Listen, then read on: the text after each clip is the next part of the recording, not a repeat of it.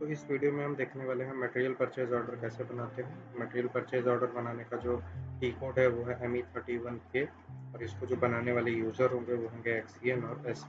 तो चलिए अब हम देखते हैं स्क्रीन पे कि कैसे इसे हमें भरना है। तो सबसे पहले हमें अपने होम स्क्रीन पे टी कोड एंटर करना होगा ME31K। जैसे ही आप टी कोड एंटर करेंगे आप रीडायरेक्ट हो जाएंगे क्रिएट परचेज ऑर्डर की स्क्रीन पे। तो यहाँ पे आपके पास 3 ऑप्शन होगा, एक तो मैनुअली परचेज ऑर्डर को बनाने का, एक रेफरेंस टू इंडेंट यानी विथ रेफरेंस टू इंडेंट बनाना है तो आपको सबसे पहला ऑप्शन चूज करना पड़ेगा। अगर आपने टेंडरिंग की है इसकी और आपको अगर कोटेशन मेंटेन किया है, उस कोटेशन के थ्रू अगर आप बनाना चाहते हैं तो आप यहाँ पे कोटेशन का नंबर डाल सकते हैं जिसको कि as an L1 vendor choose किया गया है, उस वेंडर का कोटेशन यहाँ पे डाल सकते हैं और आगे बढ़ सकते हैं। तो और इसको आप मैनुअली भी बना सकते हैं। तो मैनुअली बनाने के लिए सबसे पहले आपको वेंडर ऐड करना पड़ेगा, परचेज ऑर्गेनाइजेशन ऐड करना पड़ेगा और परचेजिंग ग्रुप ऐड करना पड़ेगा। ये सारी चीज़ें एंटर करने के बाद आपको वैलिडिटी डालनी पड़ेगी, कब तक वैलिड है ये। और उसके बाद फिर टेंडर नंबर यानी कि जो हमारा इंटरनल नंबर होता है टेंडर के लिए वो डालेंगे हम। और NIC पोर्टल से आने वाला जो नंबर होगा टेंडर अपलोड करने पर यहाँ पे एंटर करेंगे।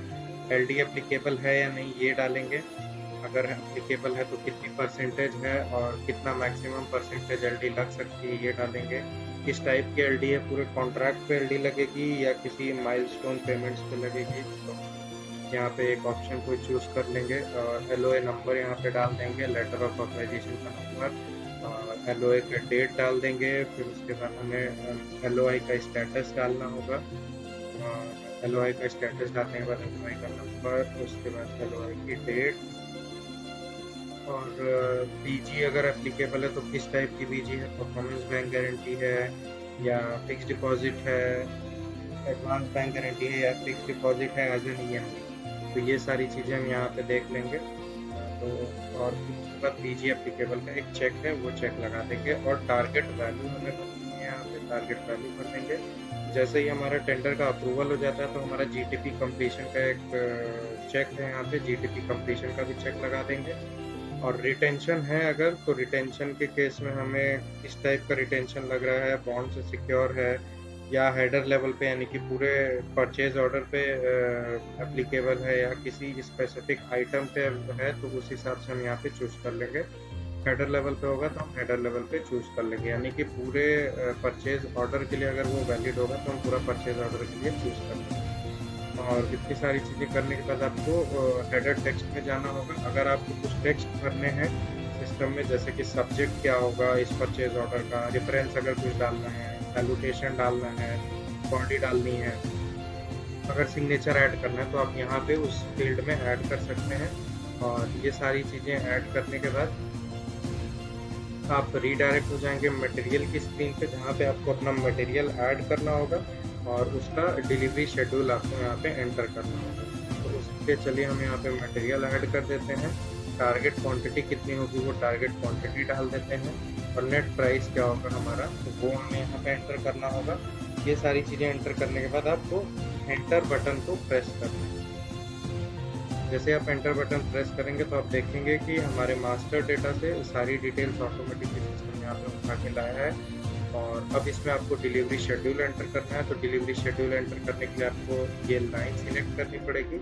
लाइन सिलेक्ट करने के बाद आपको यहाँ पे डिलीवरी शेड्यूल का ऑप्शन आ रहा है। इस डिलीवरी शेड्यूल के ऑप्शन में आपको जाके डिलीवरी की डेट डालनी होगी और कितनी क्वांटिटी उस डेट को डिलीवर होने वाली है ये एंटर करके इस टिक को कर देना है। ये सारी चीज़ें करने के बाद आप अब इस डॉक्यूमेंट को सेव कर सकते हैं।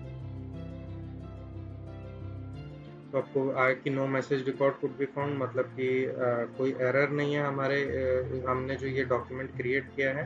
तो अब हम इसको सेव कर सकते हैं और यहाँ पे आप देख पाएंगे नीचे कि एक नंबर जनरेट हो गया है हमारा। ये नंबर हम यहाँ से कॉपी कर सकते हैं अपने रेफरेंस के लिए और इसको सेव करके अपने पास रख सकते हैं। आइए अब हम इस डॉक्यूमेंट का प्रिंट भी देख लेते हैं। प्रिंट के लिए हमें वापस से होम स्क्रीन पे आ जाते हैं और प्रिंट देखने के लिए किसी भी डॉक्यूमेंट का हमें एक ये जो टी कोड है हमारा परचेज ऑर्डर का प्रिंट के लिए वो है ZMM 2002। तो हम स्क्रीन पे ZMM 2002 एंटर कर देंगे और यहाँ पे जो हमारा डॉक्यूमेंट नंबर होगा वो नंबर हम यहाँ पे ऐड कर देंगे। अगर हमने सेव कर रखा है तो हम सेव डेटा से यहाँ पे डेटा को देख सकते हैं। और फिर आपको एग्जीक्यूट बटन पे यहाँ पे क्लिक करना होगा, और एग्जीक्यूट बटन पे क्लिक करते ही प्रिंट प्रीव्यू में आप जाएंगे तो आप पूरा डॉक्यूमेंट देख सकते हैं विथ ऑल द डिटेल्स। जो भी आपने सब्जेक्ट डाला, जो भी आपने बॉडी डाली, जो भी वेंडर का एड्रेस है, जो उस वेंडर को आपने डाला उसका नाम, पता और रेफरेंस क्या है, ये सारी डिटेल्स यहाँ सिस्टम प्रिंट कर देगा आपके रेफरेंस के लिए। तो कुछ ऐसा दिखेगा आपका परचेज ऑर्डर।